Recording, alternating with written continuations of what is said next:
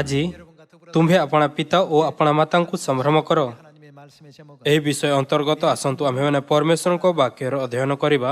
ଆସନ୍ତୁ ଆମ୍ଭେ 10 ଆଜ୍ଞା ମଧ୍ୟରୁ ପଞ୍ଚମ ଆଜ୍ଞା ବିଷୟରେ ବୁଝିବା ନିମନ୍ତେ କିଛି ସମୟ ନେବା। କୋରିଆରେ ମଇ ମାସରେ ଶିଶୁ ଦିବସ ଓ ମାତା ପିତା ଦିବସ ପାଳନ କରାଯାଏ। ଆମ୍ଭେ ଦେଖିପାରିବା କି ବିଶେଷ ଭାବରେ ମଇ ମାସରେ ପରିବାର ସମ୍ବନ୍ଧିତ ଅନେକ କାର୍ଯ୍ୟକ୍ରମ ହୁଏ। କେବଳ କୋରିଆରେ ହିଁ ନୁହେଁ, କିନ୍ତୁ ପୁରା ଦୁନିଆରେ ଅନ୍ୟ ଦେଶ ମଧ୍ୟ ପିଲାମାନଙ୍କ ପାଇଁ ମାତା ପିତାଙ୍କ ପ୍ରେମ ଓ ବଳିଦାନକୁ ସ୍ମରଣ ରଖିବା ପାଇଁ ପିତା ଦିବସ, ମାତା ଦିବସ ଏବଂ ପିତାମାତା ଦିବସ ପାଳନ କରନ୍ତି। ପୁଣି ଆମ୍ଭମାନଙ୍କୁ ଆପଣା ପିତାମାତାଙ୍କ ପ୍ରେମ ଓ ବଳିଦାନକୁ ସ୍ମରଣ କରିବାର ଶିକ୍ଷା ଦେବାରେ ପରମେଶ୍ୱରଙ୍କ ଇଚ୍ଛା କ'ଣ ଥିଲା ଏବଂ ଆମ୍ଭମାନଙ୍କୁ ଏହା କିପରି ମନେ ରଖିବା ଉଚିତ? ଆସନ୍ତୁ ଆମ୍ଭେ ବାଇବେଲ ମାଧ୍ୟମରେ ଏହାକୁ ଖୋଜିବା। ଆସନ୍ତୁ ଆମ୍ଭେ ଦ୍ୱିତୀୟ ପିତର ଅଧ୍ୟାୟ 1 ପଦ 19 ଉପରେ ଏକ ନଜର ପକାଇବା। ଏଥିରେ ଭାବବାଣୀ ଆମ୍ଭମାନଙ୍କ ନିକଟରେ ଅଧିକ ଦୃଢ଼ ହୋଇଅଛି। ତୁମ୍ଭେମାନେ ତାହା ଅନ୍ଧକାରମୟ ସ୍ଥାନରେ ପ୍ରଜ୍ୱଳିତ ହେଉଥିବା ପ୍ରଦୀପ ସଦୃଶ ମନେକରି ରାତି ପାହାନ୍ତା ନ ହେବା ପର୍ଯ୍ୟନ୍ତ ଓ ତୁମ୍ଭମାନଙ୍କ ହୃଦୟରେ ପ୍ରଭାତୀ ତାରା ଉଦିତ ନ ହେବା ପର୍ଯ୍ୟନ୍ତ ତାହା ପ୍ରତି ମନୋଯୋଗ କଲେ ଭଲ ହେବ। ପ୍ରଥମରେ ଏହା ଜ୍ଞାତ ହୁଅ ଯେ ଶାସ୍ତ୍ରରେ କୌଣସି ଭାବବାଣୀ ସ୍ୱତନ୍ତ୍ର ଭାବରେ ବ୍ୟାଖ୍ୟା କରିବାର ବିଷୟ ନୁହେଁ, କାରଣ କୌଣସି ଭାବବାଣୀ କେବେ ମନୁଷ୍ୟର ଇଚ୍ଛାରୁ ଉତ୍ପନ୍ନ ହୋଇନାହିଁ, ମାତ୍ର ଈଶ୍ୱର ପ୍ରେରିତ ମନୁଷ୍ୟମାନେ ପବିତ୍ର ଆତ୍ମାଙ୍କ ଦ୍ୱାରା ଚାଳିତ ହୋଇ କଥା କହିଥିଲେ। ଆସନ୍ତୁ ଆମ୍ଭେ ଦ୍ୱିତୀୟ ତିମୋଥୀ ଅଧ୍ୟାୟ 3 ପଦ 15କୁ ଯିବା। ପୁଣି ଯେଉଁ ଧର୍ମଶାସ୍ତ୍ର ଖ୍ରୀଷ୍ଟଙ୍କଠାରେ ବିଶ୍ୱାସ ଦ୍ୱାରା ତୁମ୍ଭକୁ ପରିତ୍ରାଣଜନ ଜ୍ଞାନ ଦେବାକୁ ସମର୍ଥ, ତାହା ତୁମ୍ଭେ ବାଲ୍ୟକାଳଠାରୁ ଜ୍ଞାତ ଅଛ। ସମସ୍ତ ଶାସ୍ତ୍ର ଈଶ୍ୱର ନିଃଶୋଷିତ ଏବଂ ଶିକ୍ଷା, ଅନୁଯୋଗ, ସଂଶୋଧନ ଓ ଧାର୍ମିକତା ସମ୍ବନ୍ଧୀୟ ଶାସନ ନିମନ୍ତେ ଉପକାରୀ, ଯେପରି ଈଶ୍ୱରଙ୍କ ଲୋକ ସିଦ୍ଧ ହୋଇ ସମସ୍ତ ଉତ୍ତମ କାର୍ଯ୍ୟ ନିମନ୍ତେ ସୁସଜ୍ଜିତ ହୁଏ। ଏଠାରେ ଆମ୍ଭେ ଯାହା ପ୍ରତି ଧ୍ୟାନ ଦେବା ଆବଶ୍ୟକ ତାହା ଏହା କି ବାଇବେଲ ବିଷୟ ଉପରେ ଗୁରୁତ୍ୱ ଦିଏ କି ଏହା ମନୁଷ୍ୟର ଇଚ୍ଛା ଅନୁସାରେ ଲିପିବଦ୍ଧ ହୋଇନାହିଁ। ଏହାର ଅର୍ଥ ହେଉଛି ଏହା ପବିତ୍ର ଆତ୍ମାଙ୍କ ଦ୍ୱାରା ଅର୍ଥାତ୍ ପରମେଶ୍ୱରଙ୍କ ଇଚ୍ଛାରେ ଲେଖାଯାଇଥିଲା, ହଁ ନା?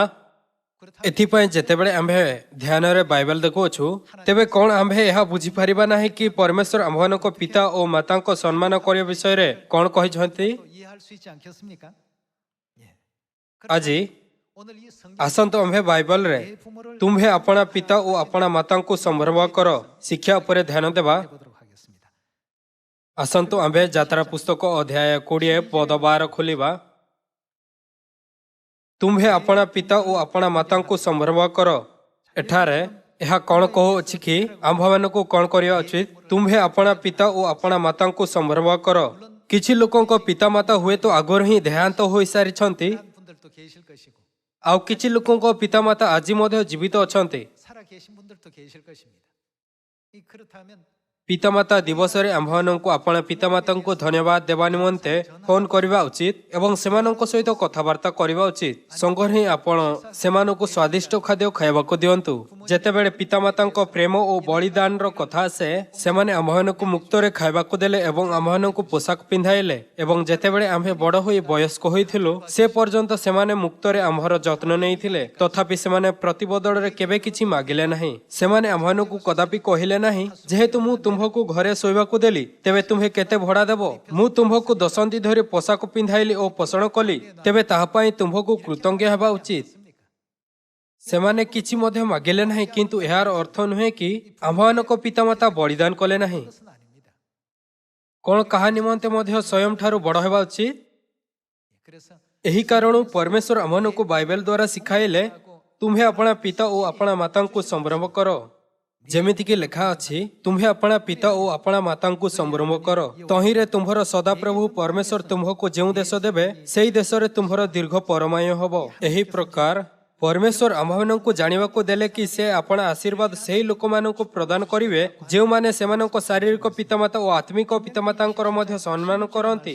ଆସନ୍ତୁ ଆମ୍ଭେ ଦ୍ୱିତୀୟ ବିବରଣ ଅଧ୍ୟାୟ 27 ପଦ 16 ଦେଖିବା।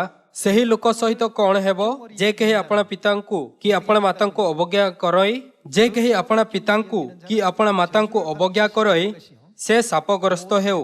ତହିଁରେ ସମସ୍ତ ଲୋକ କହିବେ ଆମେନ୍। ଆମ୍ଭମାନଙ୍କୁ ପରମେଶ୍ୱରଙ୍କ ସନ୍ତାନ ହେବା ଉଚିତ ଯେଉଁମାନେ ଆପଣା ପିତା ମାତାଙ୍କ ସମ୍ମାନ କରନ୍ତି ଯଦିଓ ସେମାନେ ଯେକୌଣସି ପରିସ୍ଥିତିରେ ମଧ୍ୟ ଥାଆନ୍ତୁ। ସେମାନଙ୍କର ଅସଂଖ୍ୟ ଅଦୃଶ୍ୟ ବଳିଦାନ ହେତୁ ଆଜି ଆମ୍ଭେମାନେ ଏହି ମୁହୂର୍ତ୍ତରେ ଅସ୍ତିତ୍ୱରେ ହୋଇପାରିଅଛୁ। ଯାତ୍ରା ପୁସ୍ତକ ଅଧ୍ୟାୟ 20 ଓ ଦ୍ୱିତୀୟ ବିବରଣ ଅଧ୍ୟାୟ 27ରେ ଦିଆଯାଇଥିବା ବାକ୍ୟ ଦ୍ୱାରା ପରମେଶ୍ୱର ଆମ୍ଭମାନଙ୍କୁ ଶିଖାଇଲେ କି ଆମ୍ଭେ ଆପଣା ପିତା ମାତାଙ୍କ କଦାପି ଅସମ୍ମାନ କରିବା ନାହିଁ କିନ୍ତୁ ପ୍ରତ୍ୟେକ ସମୟ ସେମାନଙ୍କର ସମ୍ମାନ କରିବା। ଏ ପର୍ଯ୍ୟନ୍ତ କି ଯେତେବେଳେ ଆମ୍ଭେ ଏକ ଛୋଟ ଛୁଆକୁ ଆପଣା ପିତାମାତାଙ୍କୁ ଉଚିତ ସମ୍ମାନ କରିବାର ଦେଖୁ ତେବେ ଏହା ହୃଦୟସ୍ପର୍ଶ କରେ ଏବଂ ଆପଣା ଆଖିକୁ ସନ୍ତୁଷ୍ଟ କରେ। ତଥାପି କିଛି ପରିବାର ଭାବନ୍ତି କି ପିତାମାତା ଓ ପିଲାମାନଙ୍କୁ ପରସ୍ପର ନିକଟତର ହେବା ଉଚିତ ଆଉ ଆପଣା ପିଲାମାନଙ୍କୁ ଖରାପ କରୁଅଛନ୍ତି। ଯେତେବେଳେ ମୁଁ ସେମାନଙ୍କ ପିଲାମାନଙ୍କୁ ଏହି ଦୁର୍ଭାଗ୍ୟଜନକ ଅବସ୍ଥାରେ ଦେଖେ ତେବେ ମୁଁ ବହୁତ ଦୁଃଖ ଅନୁଭବ କରୁଅଛି। ଆମ୍ଭମାନଙ୍କ ପରମେଶ୍ୱରଙ୍କ ଶିକ୍ଷାକୁ ଦେଖୁଥାଇ ଯିଏ ମାନବ ଜାତିଙ୍କୁ ସୃଷ୍ଟି କରିଛନ୍ତି ଆମ୍ଭେ ବୁଝିପାରିବା କି ପ୍ରତ୍ୟେକ ପରିବାରକୁ ଆପଣା ପିଲାମାନଙ୍କର ତାଙ୍କ ପିତାମାତାଙ୍କର ଅପମାନ କରିବା ପାଇଁ ନୁହେଁ କିନ୍ତୁ ସେମାନଙ୍କ ସମ୍ମାନ ଓ ଆଦର କରିବା ପାଇଁ ପଥ ପ୍ରଦର୍ଶନ କରିବା ଉଚିତ। ପୁଣି ପରମେଶ୍ୱର ବାଇବେଲ ମାଧ୍ୟମରେ ଆପଣା ଲୋକଙ୍କୁ ଆପଣା ପିତା ଓ ମାତାଙ୍କୁ ସମ୍ଭ୍ରମ କରିବାର ଘୋଷଣା କାହିଁକି କଲେ? ଯଦିଓ ହିଁ ଏହା ଘୋଷଣା କରାଯାଇଥିଲା କିନ୍ତୁ ଅନେକ ଏହାକୁ ସେମିତି ପାଳନ କରୁନାହାନ୍ତି ଯେମିତି ତାହା କୁହାଯାଇଅଛି। କିନ୍ତୁ କ'ଣ ଆମ୍ଭେମାନେ ଯେଉଁମାନେ ସ୍ୱର୍ଗୀୟ ସନ୍ତାନ ଏହା ପାଳନ କରିବା ଉଚିତ ନୁହେଁ? ଯେହେତୁ ଏହା ପରମେଶ୍ୱରଙ୍କ ବାକ୍ୟ ଓ ଏହା ପରମେଶ୍ୱରଙ୍କ ଇଚ୍ଛା ତେବେ ଆମ୍ଭମାନଙ୍କୁ ଏହା କରିବାରେ ସକ୍ଷମ ହେବା ଉଚିତ। ସ୍ୱର୍ଗ ସେଠାରେ ଅଛି ସେହି ଲୋକମାନେ ଯାଇପାରନ୍ତି ଯେଉଁମାନେ ପରମେଶ୍ୱରଙ୍କ ଇଚ୍ଛା ଅନୁସାରେ ଚାଲନ୍ତି। ଏହା ବାଇବେଲରେ କୁହାଯାଇଅଛି କି ପୃଥିବୀରେ ସବୁ କିଛି ସ୍ୱର୍ଗର ବସ୍ତୁ ଗୁଡ଼ିକର ଏକ ଦୃଷ୍ଟାନ୍ତ ଓ ଛାୟା ମାତ୍ର। ହଁ ନା? ଯଦି ପୃଥିବୀରେ ଆମ୍ଭମାନଙ୍କର ପିତାମାତା ଦୃଷ୍ଟାନ୍ତ ଓ ଛାୟା ମାତ୍ର ତେବେ ଆମ୍ଭମାନଙ୍କ ପିତାମାତାଙ୍କ ବାସ୍ତବିକତା କିଏ ଅଟନ୍ତି? ବାଇବେଲ ଆମ୍ଭମାନଙ୍କୁ ସ୍ପଷ୍ଟ ରୂପରେ ଶିଖାଉଅଛି କି ପରମେଶ୍ୱର ଆମ୍ଭମାନଙ୍କର ପିତା ଓ ଆମ୍ଭମାନଙ୍କର ମାତା ଅଟନ୍ତି। ଆସନ୍ତୁ ଆମ୍ଭେ ମାଥ୍ୟୁ ଅଧ୍ୟାୟ 6 ପଦ 9କୁ ଯିବା। ଅତଏବ ତୁମ୍ଭେମାନେ ଏହି ପ୍ରକାର ପ୍ରାର୍ଥନା କର ହେ ଆମ୍ଭମାନଙ୍କ କିଏ ସ୍ୱର୍ଗସ୍ଥ ପିତା। ଏହା କହୁଅଛି ଆମ୍ଭମାନଙ୍କ ପିତା କିଏ ଅଟନ୍ତି? ଆସନ୍ତୁ ଆମ୍ଭେ ପଦ 8 ଉପରେ ଏକ ନଜର ପକାଇବା। ଏଣୁ ସେମାନଙ୍କ ପରି ହୁଅ ନାହିଁ କାରଣ ତୁମ୍ଭମାନଙ୍କର କ'ଣ ପ୍ରୟୋଜନ? ମାଗିବା ପୂର୍ବରୁ ତୁମ୍ଭମାନଙ୍କର ପିତା ଈଶ୍ୱର ତାହା ଜାଣନ୍ତି। ପରମେଶ୍ୱର ପିତା ଅଟନ୍ତି। ଏହା ବ୍ୟତୀତ ପଦ 9 କହୁଅଛି ଅତଏବ ତୁମ୍ଭେମାନେ ଏହି ପ୍ରକାର ପ୍ରାର୍ଥନା କର ହେ ଆମ୍ଭମାନଙ୍କ ସ୍ୱର୍ଗସ୍ଥ ପିତା ତୁମ୍ଭ ନାମ ପବିତ୍ର ବୋଲି ମାନ୍ୟ ହେଉ। ପ୍ରଭୁଙ୍କ ପ୍ରାର୍ଥନାର ଆରମ୍ଭରେ ଯୀଶୁ ପ୍ରଥମେ ଶିଖାଇଲେ କି ଆମ୍ଭେମାନେ ଆପଣା ସ୍ୱର୍ଗୀୟ ପିତା ମାତାଙ୍କୁ ସମ୍ମାନ କରିବା ଉଚିତ। କିନ୍ତୁ ଏହି ଦିନରେ ପିତାମାତା ଓ ପିଲାମାନଙ୍କ ମଧ୍ୟରେ ଥିବା ସମ୍ବନ୍ଧ ଆଗ ଭଳି ନାହିଁ। ଦୁନିଆ ଏକ ଅଦ୍ଭୁତ ଢଙ୍ଗରେ ବଦଳି ଯାଇଅଛି କିନ୍ତୁ ଆମ୍ଭମାନଙ୍କ ପିତାମାତାଙ୍କ ସହିତ ଏପରି ବ୍ୟବହାର କରାଯିବା ଉଚିତ ଯେମିତି ସେମାନେ ସ୍ୱର୍ଗରେ ଅଛନ୍ତି। ଆମ୍ଭମାନଙ୍କୁ ସର୍ବଦା ସେମାନଙ୍କ ସମ୍ମାନ କରିବା ଉଚିତ। ଆମ୍ଭମାନଙ୍କୁ ଆପଣା ପିତାମାତାଙ୍କ ନିକଟତର ହେବା ଉଚିତ। ମୋର ନିଶ୍ଚିତ ରୂପରେ କହିବାର ଅର୍ଥ ଏହା ନୁହେଁ ଯେ ଆପଣଙ୍କୁ ଆପଣା ପିତାମାତାଙ୍କ ଠାରୁ ଦୂରେଇ ରହିବା ଉଚିତ ଯେହେତୁ ସେମାନଙ୍କୁ ସମ୍ମାନ ଏବଂ ଆଦର ଦିଆଯିବା ଉଚିତ। ତେବେ ଯେତେବେଳେ ଯୀଶୁ ପୃଥିବୀକୁ ଆସିଲେ ଏବଂ ପ୍ରଭୁଙ୍କ ପ୍ରାର୍ଥନା ବିଷୟରେ କଥାବାର୍ତ୍ତା କଲେ ତେବେ ସେ ପ୍ରଥମେ ଶିକ୍ଷା ଦେଲେ କି ଆମ୍ଭମାନଙ୍କୁ ଆପଣା ପିତାମାତାଙ୍କୁ ସମ୍ମାନ କରିବା ଉଚିତ। ପଦ 9 ଅତଏବ ତୁମ୍ଭେମାନେ ଏହି ପ୍ରକାର ପ୍ରାର୍ଥନା କର ହେ ଆମ୍ଭମାନଙ୍କ ସ୍ୱର୍ଗସ୍ଥ ପିତା ତୁମ୍ଭ ନାମ ପବିତ୍ର ବୋଲି ମାନ୍ୟ ହେଉ। ତୁମ୍ଭର ରାଜ୍ୟ ଆସୁ ଯେପରି ସ୍ୱର୍ଗରେ ସେପରି ପୃଥିବୀରେ ତୁମ୍ଭର ଇଚ୍ଛା ସଫଳ ହେଉ। ଆଜି ଆମ୍ଭମାନଙ୍କୁ ପ୍ରୟୋଜନୀୟ ଆହାର ଦିଅ। ଆମ୍ଭେମାନେ ଯେପରି ଆପଣା ଆପଣା ଅପରାଧ ସବୁ କ୍ଷମା କରିଅଛୁ ସେପରି ଆମ୍ଭମାନଙ୍କର ଅପରାଧ ସବୁ କ୍ଷମା କର। ପରୀକ୍ଷାରେ ଆମ୍ଭମାନଙ୍କୁ ଆଣ ନାହିଁ ମାତ୍ର ମନ୍ଦରୁ ରକ୍ଷା କର। प्रभुଙ୍କ प्रार्थना माध्यम जीशु ख्रीष्ट आम्भମାନଙ୍କୁ ଜାଣିବାକୁ ଦେଲେ कि ଯେତେବେଳେ परमेश्वरଙ୍କୁ उपासना କରିବାର କଥା ଆସେ ଯେ ଆମ୍ଭମାନଙ୍କ ପିତା ଅଟନ୍ତି ତେବେ ଆମ୍ଭମାନଙ୍କୁ କିପରି ମାନସିକତା ରଖିବା ଉଚିତ ଆମ୍ଭମାନଙ୍କୁ ନିଶ୍ଚିତ ରୂପରେ ପୃଥିବୀରେ ଆପଣା ପିତାମାତାଙ୍କ ପାଇଁ ସନ୍ତାନୋଚିତ ହେବା ଉଚିତ କିନ୍ତୁ ଯଦି ଆମ୍ଭେ ଆପଣା ପିତାମାତା ଆଉ ଆମ୍ଭମାନଙ୍କ ଜେଜେବାପା ଜେଜେମା ପିତାମାତାଙ୍କ ବିଷୟରେ ଜାଣିବା ତେବେ ଆମ୍ଭମାନଙ୍କ ପ୍ରକୃତ ପିତା ପରମେଶ୍ୱର ଓ ମାତା ପରମେଶ୍ୱର ଅଛନ୍ତି ହଁ ନା ଆସନ୍ତୁ ଆମ୍ଭେ ଏବ୍ରୀ ଅଧ୍ୟାୟ 12 ମଧ୍ୟ ଦେଖିବା ଏବ୍ରୀ ଅଧ୍ୟାୟ 12 ପଦ 8 କିନ୍ତୁ ଯେଉଁ ଶାସନରେ ସମସ୍ତେ ସହଭାଗୀ ଯଦି ତୁମ୍ଭେମାନେ ସେଥିରେ ଅଂଶୀ ନୁହେଁ ତେବେ ତୁମ୍ଭେମାନେ ପୁତ୍ର ନ ହୋଇ ଜାରଜ ଅଟ ପଦ 9 ଆହୁରି ମଧ୍ୟ ଆମ୍ଭମାନଙ୍କ ଶାସନକାରୀ ଆମ୍ଭମାନଙ୍କ ଶାରୀରିକ ପିତୃଗଣକୁ ଆମ୍ଭେମାନେ ସମାଦାର କଲୁ ତେବେ ଆତ୍ମାମାନଙ୍କ ପିତାଙ୍କ ବରଂ କେତେ ଅଧିକ ରୂପେ ବଶୀଭୂତ ହୋଇ ଜୀବନ ପ୍ରାପ୍ତ ନ ହେବୁ ଏଠାରେ ଏହା ଆମ୍ଭମାନଙ୍କ ପରମେଶ୍ୱରଙ୍କ ବିଷୟରେ କ'ଣ କହୁଅଛି ସେ ଆମ୍ଭମାନଙ୍କ ପିତା ଅଟନ୍ତି ପରମେଶ୍ୱର ଆମ୍ଭମାନଙ୍କ ପିତାମାତା ଅଟନ୍ତି କାରଣ ଆମ୍ଭେ ପରମେଶ୍ୱରଙ୍କୁ ଆମ୍ଭମାନଙ୍କ ପିତା କହୁଅଛୁ ତେବେ ଆମ୍ଭମାନଙ୍କର ତାହାଙ୍କ ସହିତ କ'ଣ ସମ୍ପର୍କ ଅଛି ସ୍ୱାଭାବିକ ରୂପରେ ଆମ୍ଭେ ପରମେଶ୍ୱରଙ୍କ ସନ୍ତାନ ଅଟୁ ଆସନ୍ତୁ ଆମ୍ଭେ ବାଇବେଲ ଦ୍ୱାରା ଏହା ପୁଷ୍ଟି କରିବା ଜାରି ରଖିବା ଯାହା ପବିତ୍ର ଆତ୍ମାଙ୍କ ଶିକ୍ଷା 2 କରିନ୍ଥୀୟ ଅଧ୍ୟାୟ 6 ପଦ 17 ଏଣୁ ପ୍ରଭୁ ଏହା କହନ୍ତି ତୁମ୍ଭେମାନେ ସେମାନଙ୍କ ମଧ୍ୟରୁ ବାହାରି ଆସ ଆଉ ପୃଥକ ହୁଅ ଆଉ ଅଶୁଚି ପଦାର୍ଥ ସ୍ପର୍ଶ କର ନାହିଁ ପୁଣି ଆମ୍ଭେ ତୁମ୍ଭମାନଙ୍କୁ ଗ୍ରହଣ କରିବା ଆମ୍ଭେ ତୁମ୍ଭମାନଙ୍କର କ'ଣ ହେବା ପିତା ହେବା ପୁଣି ତୁମ୍ଭେମାନେ ଆମର ପୁତ୍ର କନ୍ୟା ହେବ ଏହା ସର୍ବଶକ୍ତିମାନ ପ୍ରଭୁ କହନ୍ତି ଏହି ଶିକ୍ଷା ସହିତ ଆମ୍ଭେ ଏହି କଥାର ପୁଷ୍ଟି କରିବା କି ପରମେଶ୍ୱର ଆମ୍ଭମାନଙ୍କୁ ଏକ ଏପରି ସମ୍ପର୍କରେ ରଖିଛନ୍ତି ଯେଉଁଠାରେ ପରମେଶ୍ୱର ଆମ୍ଭମାନଙ୍କ ପିତା ମାତା ଅଟନ୍ତି ଏବଂ ଆମ୍ଭେମାନେ ପରମେଶ୍ୱରଙ୍କ ପୁତ୍ର ଓ କନ୍ୟା ଅଟୁ ଏହି ମେ ମାସରେ ଆମ୍ଭମାନଙ୍କୁ ପୁଣି ଥରେ ବୁଝିବା ଉଚିତ କି ଆମ୍ଭମାନଙ୍କ ସ୍ୱର୍ଗୀୟ ପରିବାର ଏହି ମୂଲ୍ୟବାନ ସମ୍ପର୍କକୁ ଆଉ ଅଧିକ ମୂଲ୍ୟବାନ ମାନିବା ଦରକାର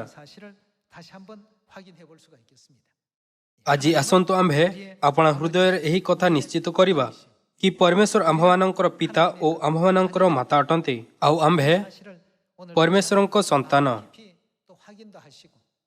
ଏହା ବ୍ୟତୀତ ଯଦି ଆମ୍ଭେ ଆପଣା ଶାରୀରିକ ପିତାମାତାଙ୍କ ଅନନ୍ତ ସ୍ୱର୍ଗ ରାଜ୍ୟରେ ନେତୃତ୍ୱ କରିବା ଯେଉଁଠି ଆମ୍ଭେ ଏକ ସଙ୍ଗରେ ଅନନ୍ତ ଜୀବନ ଓ ଖୁସିର ଆନନ୍ଦ ଉପଭୋଗ କରିପାରିବା ତେବେ ଏହାଠାରୁ ଅଧିକ ଖୁସି ହେବ ନାହିଁ ହଁ ନା ଆମ୍ଭମାନଙ୍କୁ ସ୍ୱର୍ଗୀୟ ସନ୍ତାନ ହେବା ଉଚିତ ଯେଉଁମାନେ ଆପଣା ପିତାମାତାଙ୍କ ପାଇଁ ଏହି ପ୍ରକାର ସନ୍ତାନୋଚିତ କର୍ତ୍ତବ୍ୟ ପୁରା କରିପାରିବେ ଏଠାରେ ଯଦି ହିଁ କେବଳ ପିତା ପରମେଶ୍ୱର ଓ ସନ୍ତାନଙ୍କ ମଧ୍ୟରେ ସମ୍ବନ୍ଧର ଉଲ୍ଲେଖ କରାଯାଇଅଛି କିନ୍ତୁ ଯେତେବେଳେ ଆମ୍ଭେ ଗାଲାତୀୟର ପୁସ୍ତକ ଦେଖୁଅଛୁ ତେବେ ଆମ୍ଭେ ଏକ ସାକ୍ଷ୍ୟ ଦେଖିପାରିବା କି ଆମ୍ଭମାନଙ୍କ ନିକଟରେ ପିତାଙ୍କ ସହିତ ମାତା ମଧ୍ୟ ଅଛନ୍ତି ଗାଲାତୀୟ ଅଧ୍ୟାୟ 4 ପଦ 26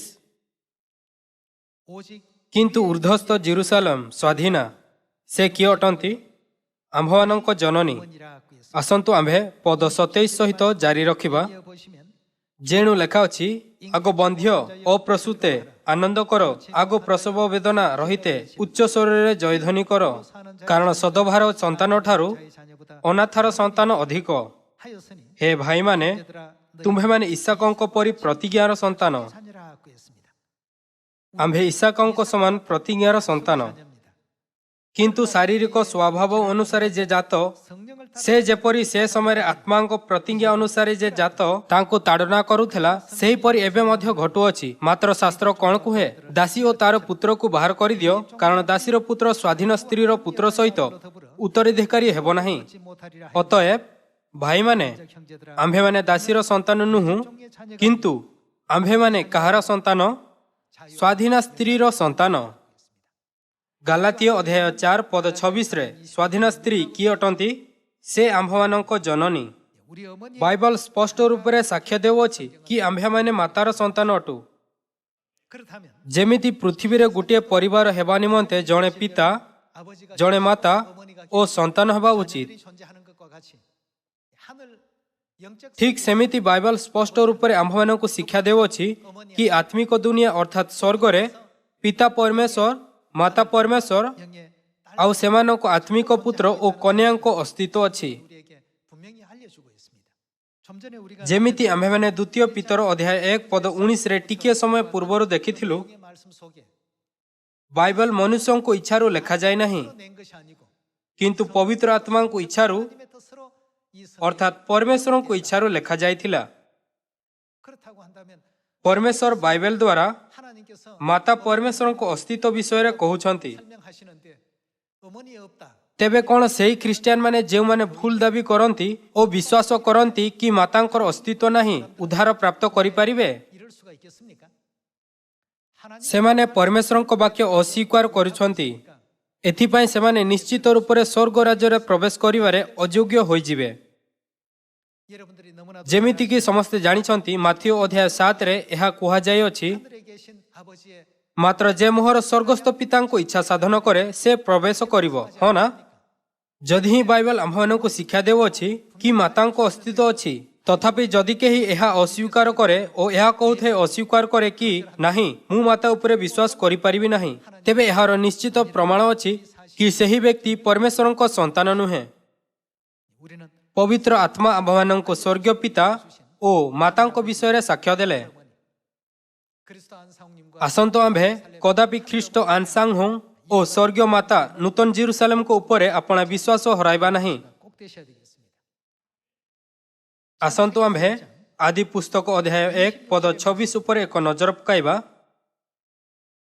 하나님이 एथि उत्तरु परमेश्वर कहिले आम्भे माने अपना प्रतिमूर्ति रे ओ अपना सादृश्य रे मनुष्यर निर्माण करू। से माने जलचर मत्स्यगण ओ खेचर पक्षीगण ओ पशुगण ओ समस्त पृथ्वी ओ भूमि रे गमनशील सबु उरुगामी जंतु उपरे कर्तृत्व करिवे।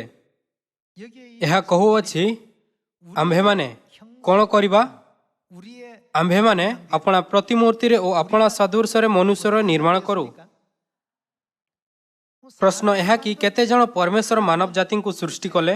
몇 분이냐 이겁니다. कौन यह बुझिबा पई स्पष्ट नुहे कि मानव जाति को सृष्टिकर्ता परमेश्वर बहुवचन अटंती ओ जिए कहिले आम्भे माने ताहा एक वचन कदापि होई परिबो नाही।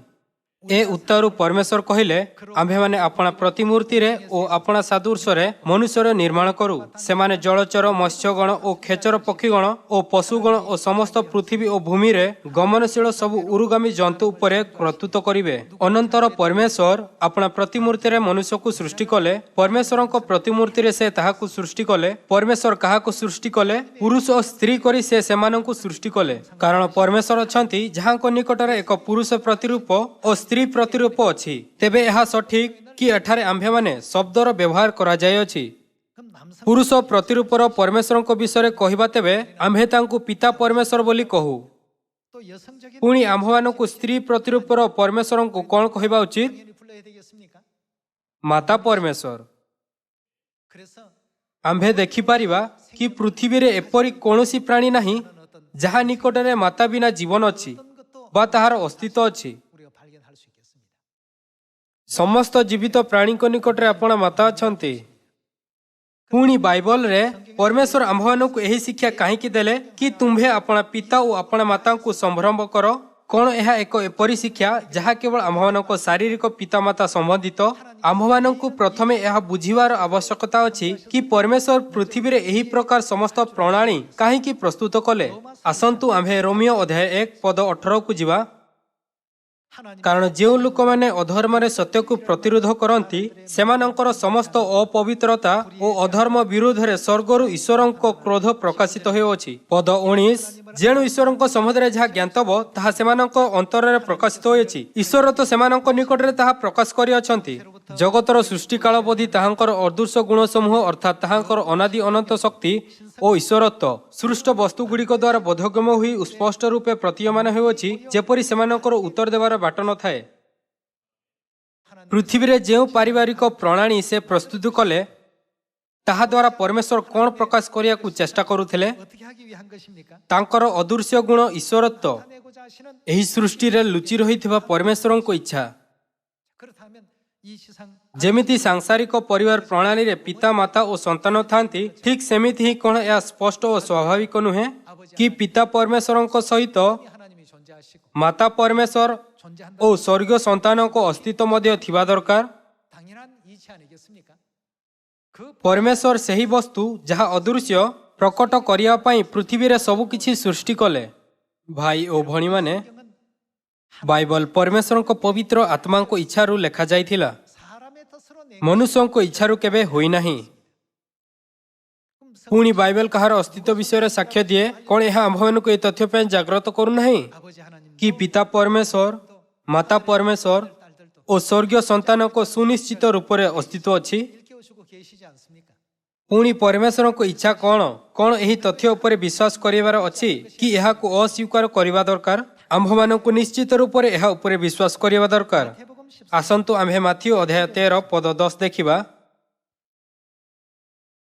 ଏଥି ଉତ୍ତାରେ ଶିଷ୍ୟମାନେ ତାହାଙ୍କ ପାଖକୁ ଆସି ପଚାରିଲେ, ଆପଣ କାହିଁକି ସେମାନଙ୍କୁ ଦୃଷ୍ଟାନ୍ତ ଦ୍ୱାରା କଥା କହୁଅଛନ୍ତି? 가라사대 ଯୀଶୁ ଉତ୍ତର ଦେଲେ, କାରଣ ସ୍ୱର୍ଗ ରାଜ୍ୟର ନିଗୂଢ଼ ତତ୍ତ୍ୱ ସମୂହ ଜାଣିବା ନିମନ୍ତେ କାହାକୁ 됐다고요? ତୁମ୍ଭମାନଙ୍କୁ ଶକ୍ତି ଦିଆଯାଇଅଛି କିନ୍ତୁ ସେମାନଙ୍କୁ ଦିଆଯାଏ ନାହିଁ। ଯଦିଓ ସମାନ ଶବ୍ଦ ଦିଆଯାଇଅଛି କିନ୍ତୁ ଯେଉଁମାନଙ୍କୁ ଅନୁମତି ଦିଆଯାଏ ସେମାନେ ଆପଣା ହୃଦୟରେ ବାର୍ତ୍ତା ଗ୍ରହଣ କରିପାରିବେ। 받아들여지는데 ଯଦିଓ ସେମାନଙ୍କୁ ହଜାର ହଜାର ପ୍ରମାଣ ଦର୍ଶାଯାଇଅଛି କିନ୍ତୁ ଯେଉଁମାନଙ୍କୁ ଅନୁମତି ଦିଆଯାଇ ନାହିଁ ସେମାନେ ଏହାକୁ ବିଶ୍ୱାସ କରିବାକୁ ଚାହାନ୍ତି ନାହିଁ। ହୃଦୟ줘도 믿으려고 하질 않습니다. ଆସନ୍ତୁ ଆମ୍ଭେ ପଦ 12ରେ ଦେଖିବା କି ପରମେଶ୍ୱର ସେହି ଲୋକମାନଙ୍କୁ କ'ଣ କହିଲେ। 12절에 계속 봅니다. ଯେଣୁ ଯାହାର ଅଛି ତାହାକୁ ଦିଆଯିବ ଆଉ ତାହାର ପ୍ରଚୁର ହେବ, କିନ୍ତୁ ଯାହାର ନାହିଁ ତାହା ପାଖରେ ଯାହା ଅଛି ତାହା ହିଁ ତାହାଠାରୁ ନିଆଯିବ। ସେମାନେ ଦେଖୁ ଦେଖୁ ଦେଖନ୍ତି ନାହିଁ ଓ ଶୁଣୁ ଶୁଣୁ ଶୁଣନ୍ତି ନାହିଁ କି ବୁଝନ୍ତି ନାହିଁ। ଏଣୁ ମୁଁ ସେମାନଙ୍କୁ ଦୃଷ୍ଟାନ୍ତ ଦ୍ୱାରା କଥା କହୁଅଛି। ଆଉ ଯିଶାୟଙ୍କର ଏହି ଭାବବାଣୀ ସେମାନଙ୍କ ସମ୍ବନ୍ଧରେ ସଫଳ ହେଉଅଛି, ତୁମ୍ଭେମାନେ ଶୁଣୁ ଶୁଣୁ ଶୁଣିବ କିନ୍ତୁ କୌଣସି ପ୍ରକାରେ ବୁଝିବ ନାହିଁ, ପୁଣି ଦେଖୁ ଦେଖୁ ଦେଖିବ କିନ୍ତୁ କୌଣସି ପ୍ରକାରେ ଜ୍ଞାତ ହେବ ନାହିଁ। କାରଣ ଏହି ଲୋକଙ୍କର ହୃଦୟ ଜଡ଼ ହେଲା, ସେମାନେ କାନରେ କଷ୍ଟରେ ଶୁଣିଲେ ଓ ଆପଣା ଆପଣା ଆଖି ବୁଜିଲେ, ଯେପରି ସେମାନେ ଆଖିରେ ଦେଖିବେ ନାହିଁ ଓ କାନରେ ଶୁଣିବେ ନାହିଁ ଆଉ ହୃଦୟରେ ବୁଝିବେ ନାହିଁ, ପୁଣି ଫେରି ଆସିବେ ନାହିଁ ଆଉ ଆମ୍ଭେ ସେମାନଙ୍କୁ ସୁସ୍ଥ କରିବୁ ନାହିଁ। କିନ୍ତୁ ଧନ୍ୟ ତୁମ୍ଭମାନଙ୍କର ଚକ୍ଷୁ ଯେଣୁ ତାହା ଦେଖେ, ଧନ୍ୟ ତୁମ୍ଭମାନଙ୍କର କର୍ଣ୍ଣ ଯେଣୁ ତାହା ଶୁଣେ। ଯେତେବେଳେ ଆମ୍ଭେ ଆଦି ପୁସ୍ତକ ଅଧ୍ୟାୟ 1 ପଦ 26ରୁ 27କୁ ପଢ଼ୁଅଛୁ ତେବେ ଆମ୍ଭେ ଏହା ଅନୁଭବ କରିପାରିବା ଓ ବୁଝିପାରିବା। ଗାଲାତୀୟ ଅଧ୍ୟାୟ 4 ପଦ 26 ବିଷୟରେ କହିବା ଯଦି ଆମ୍ଭେ ଏହା ସ୍ପଷ୍ଟ ରୂପରେ ବୁଝିପାରିବା। କିନ୍ତୁ ଯଦିଓ ସେମାନେ ଏହି ବାକ୍ୟଗୁଡ଼ିକୁ ହଜାର ଥର ପଢ଼ନ୍ତି ତଥାପି ସେମାନେ ଏହା ଦେଖିପାରିବେ ନାହିଁ ଯେ ମାତା ପରମେଶ୍ୱର ଅଛନ୍ତି। ଏହା ଅତ୍ୟନ୍ତ ଦୁଃଖଦାୟକ। ଏହା କହୁଅଛି, କିନ୍ତୁ ଧନ୍ୟ ତୁମ୍ଭମାନଙ୍କର ଚକ୍ଷୁ ଯେଣୁ ତାହା ଦେଖେ, ଧନ୍ୟ ତୁମ୍ଭମାନଙ୍କର କର୍ଣ୍ଣ ଯେଣୁ ତାହା ଶୁଣେ। ବାସ୍ତବରେ ଆମ୍ଭେ ସମସ୍ତେ ଯେଉଁମାନେ ଏହି ସ୍ଥାନରେ ଅଛନ୍ତି ସତରେ ଧନ୍ୟ ଅଟନ୍ତି। ଆମ୍ଭେ କାହାକୁ ଭେଟିବା ଦ୍ୱାରା ଏତେ ଧନ୍ୟ ହୋଇଗଲୁ?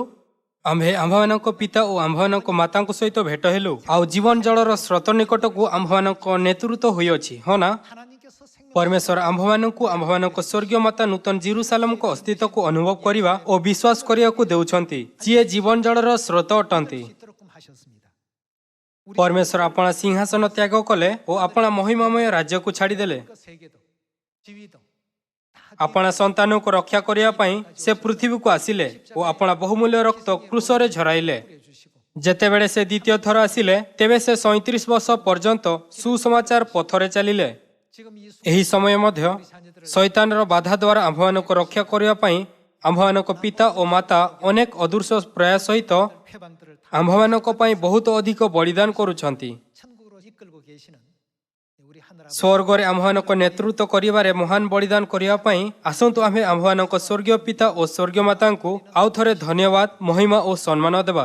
ଆମ୍ଭମାନଙ୍କୁ ଆପଣା ହୃଦୟରେ ଏହି ଶିକ୍ଷାକୁ ଗଭୀରତାରେ ଖୋଦନ କରିବା ଉଚିତ କି ତୁମ୍ଭେ ଆପଣା ପିତା ଓ ଆପଣା ମାତାଙ୍କୁ ସମ୍ଭ୍ରମ କର। ଏହି ପୃଥିବୀରେ ଆମ୍ଭମାନଙ୍କ ଶାରୀରିକ ପିତାମାତାଙ୍କୁ ମଧ୍ୟ ଆମ୍ଭେମାନେ କଦାପି ଅସମ୍ମାନ ନ କରିବା ଉଚିତ। ପରମେଶ୍ୱର କ'ଣ ଚାହୁଁଛନ୍ତି କି ଆମ୍ଭେ ପୃଥିବୀରେ ଶିଖିବା, ଯାହା ଦୃଷ୍ଟାନ୍ତ ଓ ଛାୟା ଦ୍ୱାରା ସୃଷ୍ଟି ହୋଇଥିବା ଦୁନିଆ ଅଟେ? 하셨는가? କ'ଣ ରୋମିଓ ଅଧ୍ୟାୟ 1ରେ ତାହା ଉଲ୍ଲେଖ କରାଯାଇଅଛି କି ତାଙ୍କ ସୃଷ୍ଟି ଦ୍ୱାରା ପରମେଶ୍ୱର ଆମ୍ଭମାନଙ୍କୁ ତାଙ୍କ ଅଦୃଶ୍ୟ ଗୁଣ ଓ ଈଶ୍ୱରତ୍ୱକୁ ସ୍ପଷ୍ଟ ରୂପେ ବୁଝିବାକୁ ଦେଇଛନ୍ତି, ହଁ ନା? 아버지 어머니 ଯଦି ପିତା ଓ ମାତା ପୃଥିବୀକୁ ଆସିନଥାନ୍ତେ 여러분과 저는 ତେବେ ଆମ୍ଭର କ'ଣ ହୋଇଥାନ୍ତା? 그저 짧은 ଆମ୍ଭେ ପୃଥିବୀରେ ଏକ କ୍ଷୁଦ୍ର ଜୀବନଯାପନ 또 지옥 ଓ ନରକରେ ଅନନ୍ତ ଅଗ୍ନିରେ ପ୍ରବେଶ କରିଥାନ୍ତେ। 그 모든 କିନ୍ତୁ କିଏ ଆମ୍ଭମାନଙ୍କ ଅନନ୍ତ ଘର ସ୍ୱର୍ଗରେ ଫେରିଯିବାର ଆମ୍ଭମାନଙ୍କ ପଥ ପ୍ରଦର୍ଶନ କରୁଥାଇ ଆମ୍ଭମାନଙ୍କ ଦୟନୀୟ ଆତ୍ମାକୁ ପାପରୁ ମୁକ୍ତ କଲେ। 조금 인도해 주신 분이 ସେମାନେ ଆମ୍ଭମାନଙ୍କ ସ୍ୱର୍ଗୀୟ ପିତା ଓ ମାତା। 당연히 ଗୋଟିଏ କାରଣ ଅଛି କି ଆମ୍ଭମାନଙ୍କୁ ତାଙ୍କର ଉପାସନା କରିବା ଓ ତାଙ୍କର ସମ୍ମାନ କରିବା ଉଚିତ। 얘기 ମୋତେ ଆପଣଙ୍କୁ ଗୋଟିଏ କାହାଣୀ କହିବାକୁ ଦିଅନ୍ତୁ। 과거 ମଧ୍ୟକାଳୀନ ଯୁଗରେ 중세 ୟୁରୋପରେ ଅନେକ ଯୁଦ୍ଧ ହେଲା। 영이 일어났습니다. 그 ଗୋଟିଏ ଯୁଦ୍ଧରେ 전국으로부터 ଯେତେବେଳେ ଗୋଟିଏ ଦେଶ ଉପରେ ଶତ୍ରୁମାନେ ଆକ୍ରମଣ କଲେ 아들이 피시 ତେବେ ଜଣେ ମାତା ଓ ତାହାର ପୁତ୍ରକୁ ଆପଣା ଘରକୁ ଛାଡ଼ି ପଳାଇବାକୁ ପଡ଼ିଲା। 노예가 되든가 ଯିଏ ଧରା ଯାଉଥିଲା ତାଙ୍କୁ ଗୁଲାମ କରାଯାଉଥିଲା ବା ତାଙ୍କୁ ହତ୍ୟା କରାଯାଉଥିଲା। 피해서 이제 ଏଥିପାଇଁ ସେମାନେ ଏକ ପାହାଡ଼ ଭିତରକୁ ଯାଇ ପହଞ୍ଚିଲେ ଓ କଣ୍ଟା ବୁଦା ଭିତରେ ଶତ୍ରୁଠାରୁ ନିଜକୁ ଲୁଚାଇ ରଖିଲା। କିନ୍ତୁ ଶତ୍ରୁମାନେ ତାଙ୍କୁ ଖୋଜି ପାଇଲେ। 그들을 찾아내게 된 것입니다. ଯେହେତୁ ସେମାନଙ୍କର ରାଜା ସମସ୍ତ ଲୋକଙ୍କୁ ହତ୍ୟା କରିବାକୁ ଆଦେଶ ଦେଲେ, 적장이 ଜଣେ ସେନାପତି ଶତ୍ରୁମାନଙ୍କୁ ପୁତ୍ରକୁ ଏକ ତୀର ଦ୍ୱାରା ହତ୍ୟା କରିବାକୁ ଆଦେଶ ଦେଲେ। 그렇고 명을 내렸는데 କିନ୍ତୁ ଯେତେବେଳେ ସେ ତୀର ମାରିଲା, ତେବେ ସେ ତାହାର ମାତା ତାଙ୍କୁ ସୁରକ୍ଷା ଦେଇ ତା ବଦଳରେ ଆପଣା ରକ୍ତ ଝରାଇଲା। 없는 입장이 되었습니다. 적장이 ଯେତେବେଳେ ସେନାପତି ମାତାଙ୍କ ବଳିଦାନକୁ ଦେଖିଲା, 하면서 ତେବେ ସେ କହିଲା, 엄마가 대신해서 피를 흘려 ତାହାର ମାତା ଆପଣା ପୁତ୍ର ପାଇଁ ରକ୍ତ ଝରାଇଲା। 더 이상 우리가 관여해서 ଏଥିପାଇଁ ଆମ୍ଭମାନଙ୍କୁ ଏବେ ତାହାର ଜୀବନରେ ଆଉ ଅଧିକ ସାମିଲ ନ ହେବା ଉଚିତ। ଆଉ ସେ ତାହାର ପୁତ୍ରକୁ ମୁକ୍ତ କରିଦେଲା। 있었습니다. 그래서 ଆଜି ତୁମ୍ଭେ ଆପଣା ପିତା ଓ ଆପଣା ମାତାଙ୍କୁ ସମ୍ଭ୍ରମ କର। ଏହି ବିଷୟ ଦ୍ୱାରା 우리의 어떤 그 죄를 ଆମ୍ଭେ ସିଓନର ସନ୍ତାନଙ୍କୁ ଆଉ ଥରେ ପରମେଶ୍ୱରଙ୍କ ପବିତ୍ର ଇଚ୍ଛା ବିଷୟରେ ଚିନ୍ତା କରିବା ଉଚିତ, 하라는 이 주제 속에서 ଯେଉଁମାନେ ଆମ୍ଭମାନଙ୍କ ପାପ ପାଇଁ ବଳିଦାନ ହେଲେ। 다시 한번 생각하시면서 우리 살리시려 피 ଆମ୍ଭମାନଙ୍କ ପିତା ଓ ମାତାଙ୍କ ବଳିଦାନକୁ କଦାପି ଭୁଲିବା ଉଚିତ ନୁହେଁ, ଯେଉଁମାନେ ଆମ୍ଭମାନଙ୍କୁ ଉଦ୍ଧାର ନିମନ୍ତେ ଆପଣା ରକ୍ତ ଝରାଇଲେ। ଆଉ ସ୍ୱର୍ଗରେ ମଧ୍ୟ ସେମାନଙ୍କୁ ଅନନ୍ତ ଧନ୍ୟବାଦ, ସମ୍ମାନ 무궁토록 ଓ ମହିମା ଦେବା ଉଚିତ। 돌리고 또 존귀를 돌리고 영광을 돌릴 수 있는 여러분과 제가 꼭 되도록 합시다. 예.